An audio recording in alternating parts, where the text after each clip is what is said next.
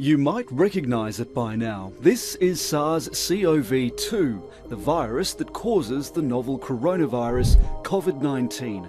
A single cell is just 120 nanometers in diameter, but here it is at 12 million times magnification, a microscopic virus that's turned the world upside down. Each cell of the virus is made up of several parts. On the outside, it's covered in nodules topped with distinctive protein spikes. It's these spikes that give the coronavirus family its name. In Latin, corona means crown, see? And the name COVID-19 simply means coronavirus disease of 2019. The corona protrudes from the glycoprotein membrane, an envelope of lipid molecules that coat the virus cell's body. This fatty layer of skin is very delicate, and it falls apart when it meets soap.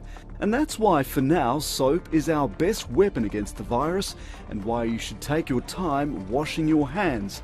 After 20 seconds, soap penetrates the grease and grime on our hands enough to rip the virus membrane apart, killing it. Under that oily skin is where the real trouble lies. Inside each cell is a small sample of RNA, ribonucleic acid. It carries the virus's genetic code and allows it to multiply, leading to infection. But how does the viral RNA get into our bodies? It comes back to those protein spikes. After the virus has entered the human body, it uses those spikes to attach itself to a healthy cell in the respiratory system. Once that's done, the viral RNA is released and the takeover begins. The cell reads the viral RNA and makes proteins that keep our body's immune systems suppressed. That allows the virus to reproduce and multiply, killing healthy cells and potentially causing lifelong damage or death. So how do we beat this disease? Again, it's all to do with those protein spikes. They might be its strength, but scientists think they might also be its weakness. They now know its genetic code and can recreate it. A trial that began in Seattle is injecting people with that protein.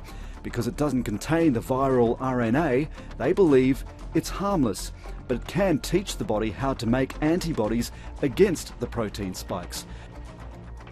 Those antibodies would cover the spikes, incapacitating the virus and prevent it from piercing healthy cells.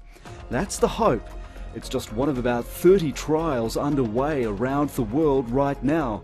But most researchers agree a vaccine is still 12 to 18 months away. For now, the best way to avoid becoming infected is to wash your hands, avoid touching your face, and keep practicing physical distancing.